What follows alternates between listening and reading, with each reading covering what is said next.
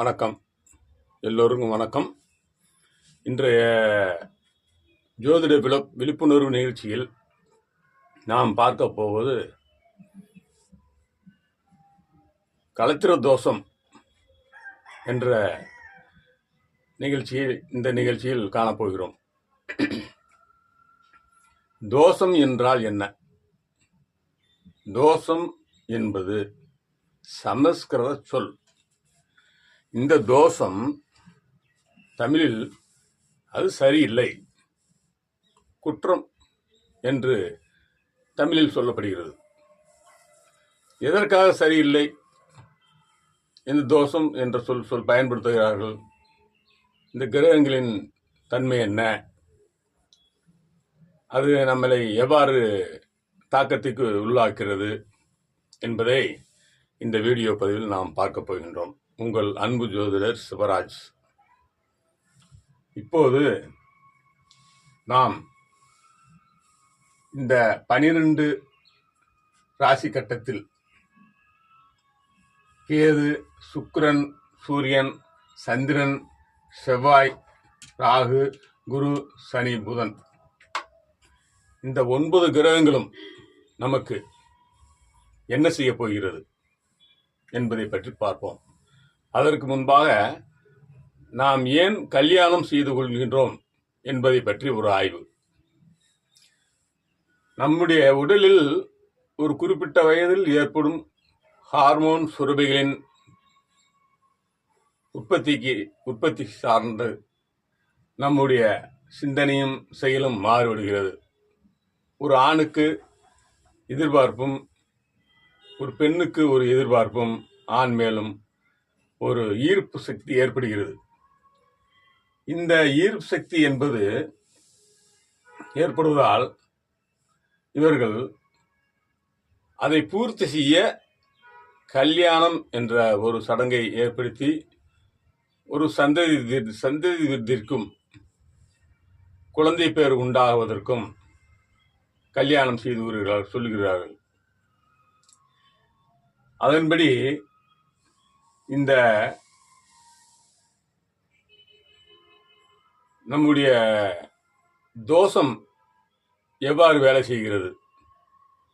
என்னிடம் ஒரு ஜாதகம் பார்க்க வந்த ஒரு நண்பர், ஐயா, நாங்கள் ஜாதகம் பார்க்கின்றோம், பெண்ணின் ஜாதகத்தை கொண்டு போய் கொடுத்தால் அவர்கள் 7ஆம் இடத்தில் சனி, ராகு, கேது, சூரியன் என்று சொல்லி இருக்கின்றார்கள் என்று சொல்லி இது தோஷ ஜாதகம் என்று சொல்லுகிறார்கள்.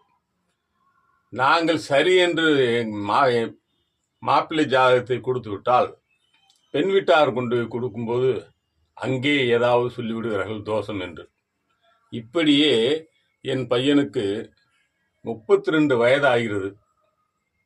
இந்த தோஷம் என்றால் என்ன, ஏன் இவ்வாறு சொல்லுகிறார்கள், இதை பற்றி சற்று விளக்குமாறு கேட்டுக்கொள்கிறேன் என்று கூறினார். அவரிடம் இதை பற்றி கூறிவிட்டு அதை வீடியோ பதிவாக போட இந்த நேரத்தில் நான் ஆயத்தமாக உள்ளேன் என்பதை மிக்க மகிழ்ச்சியோடு தெரிவித்துக் கொள்கிறேன். இந்த வீடியோவை கடைசி வரை பார்த்து மக்கள் பலனடைய வேண்டும் என்பது என்னுடைய கருத்து. தற்போது நம்முடைய ஜாதகத்தில் 27 நட்சத்திரங்கள் இருக்கின்றன. அஸ்வினி, பரணி, கார்த்திகை, ரோஹிணி, மிருகசீரிடம், திருவாதிரை, புனர்பூசம் என்று 27 நட்சத்திரங்கள் இருக்கின்றன. இது மேச ராசி. மேசம், ரிஷபம், மிதுனம் 12 ராசி கட்டங்கள் இருக்கின்றன. இப்பொழுது இதில் ஏதாவது ஒரு ராசி கட்டம் நமக்கு லக்னமாக அமையும். இப்போது மிதுன லக்னமாக இருந்தால் 7ஆம் இடம் நமக்கு தனுசு ராசியாக அமையும். அதே போன்று மேச ராசி லக்னமாக அமைந்தால் 7ஆம் இடம் நம்மளுக்கு துலாம் ராசி லக்னமாக அமையும். இப்படி ஒவ்வொரு ராசிக்கும் ஒவ்வொரு வீடு நம்மளுக்கு 7ஆம் இடமாக அமையும். இதை முதலில் நன்றாக தெரிந்து கொள்ளுங்கள். பிறகு இந்த கேது என்ற கிரகம் உங்களுக்கு இப்பொழுது இந்த ராசி கட்டத்தில் மேசம் லக்னமாக அமைந்த ஒரு ஆணோ பெண்ணோ இருக்கும் ஜாதகருக்கு இந்த துலாம் வீடு 7ஆம் வீடாக அமையும். இப்பொழுது இந்த கேது இந்த 7ஆம் வீட்டில் இருந்தால் ஜோதிடர்கள் தோஷம் என்று அழைக்கின்றனர்.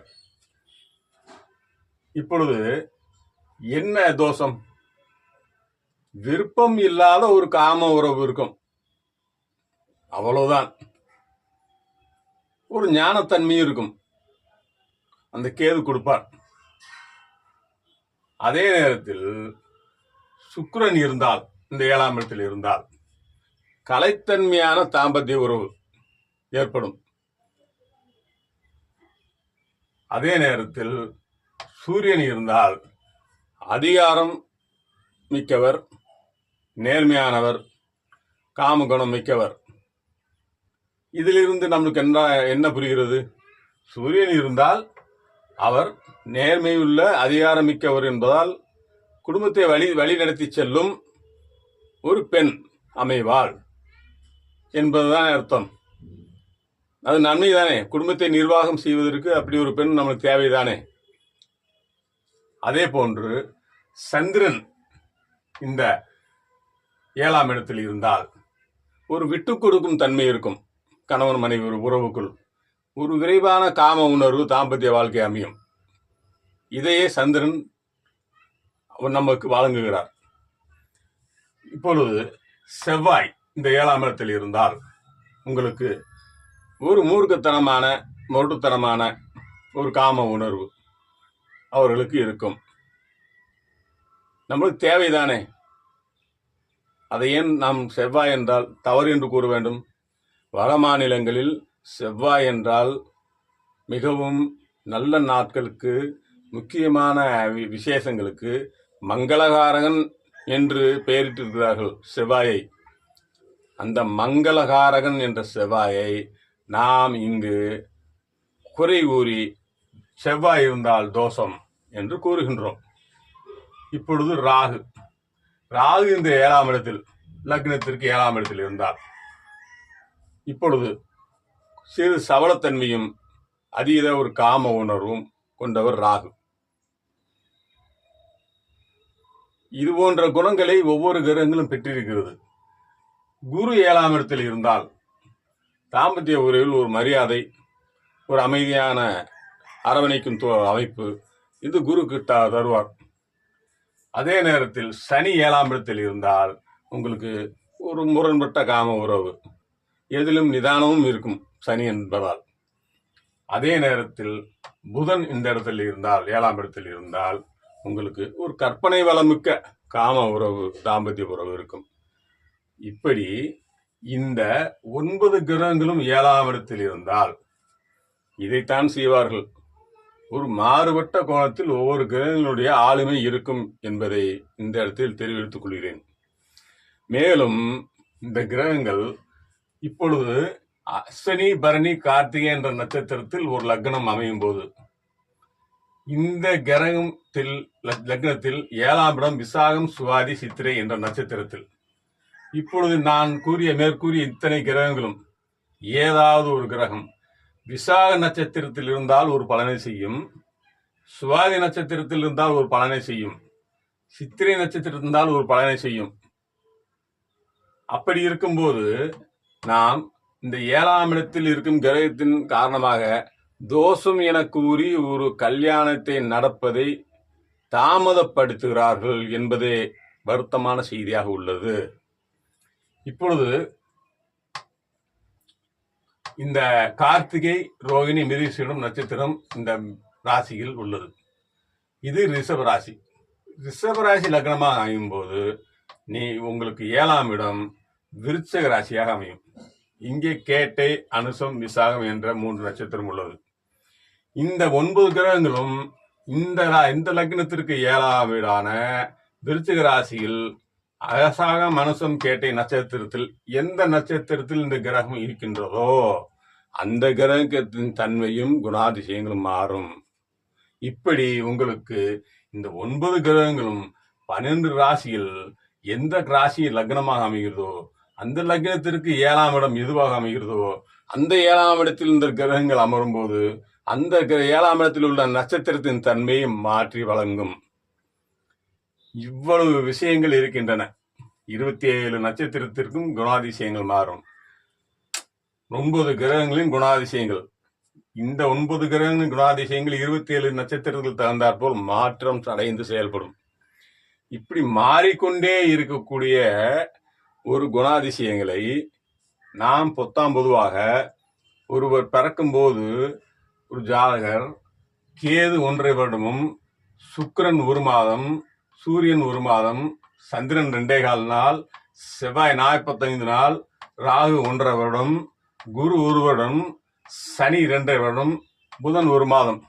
இப்படி இந்த கிரகங்கள் ஒவ்வொரு நட்சத்திரத்தில் இருந்து கொண்டு அது பயிற்சியாகி கொண்டே சுற்றி கொண்டே இருக்கிறது. வளம் வந்து இப்படி வளம் வந்து கொண்டிருக்கும் கிரகங்கள் ஒரு நிலையாக இருப்பதில்லை என்பதை இந்த இடத்தில் மக்கள் புரிந்து கொள்ள வேண்டும்.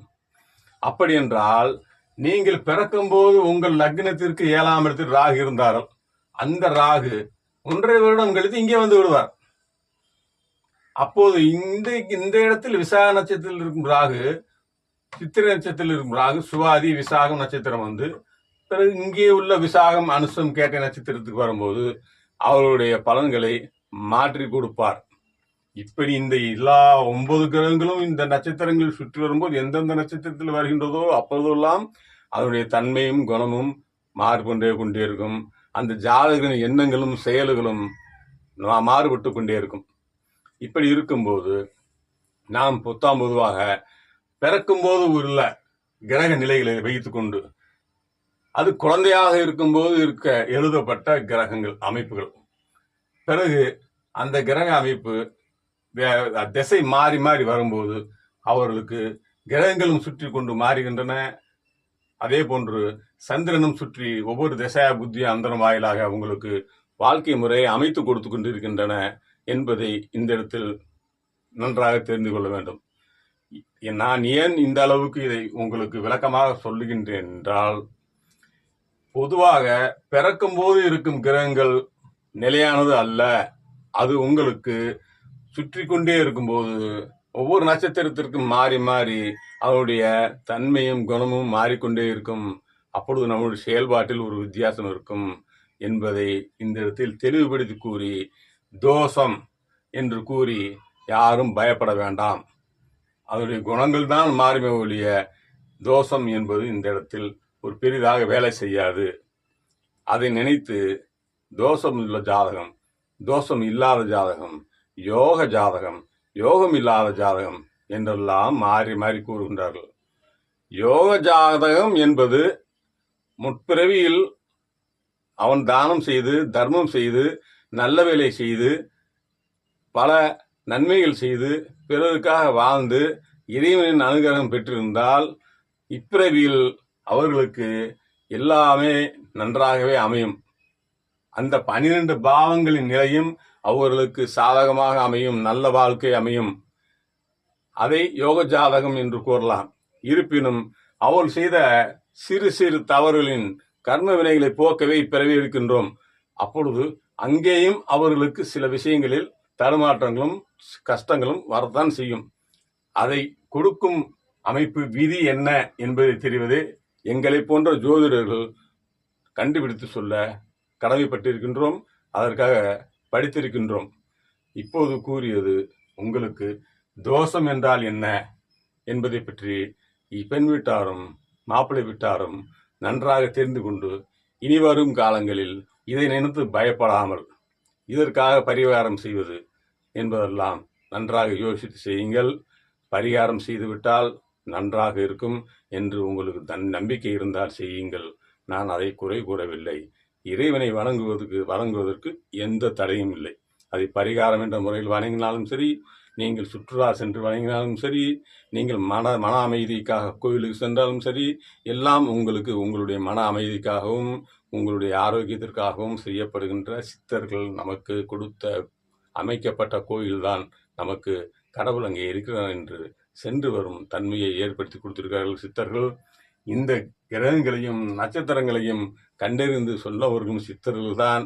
அந்த சித்தர்களுக்கு என்னுடைய மனமான நன்றியை தெரிவித்துக் கொண்டு, இந்த ஜோதிட கலையை எனக்கு அறிவார்ந்து கொடுத்த குருநாதர் அவர்களுக்கும் இறைவனுக்கும் நன்றி தெரிவித்துக் கொண்டு இதை பார்த்து கொண்டிருக்கும் யூடியூப் வாடிக்கையாளர்களுக்கும் என்னுடைய நன்றியை தெரிவித்துக் கொண்டு உங்கள் அன்பு ஜோதிடர் உங்களிடம் என்று விடைபெறுகிறேன். நன்றி.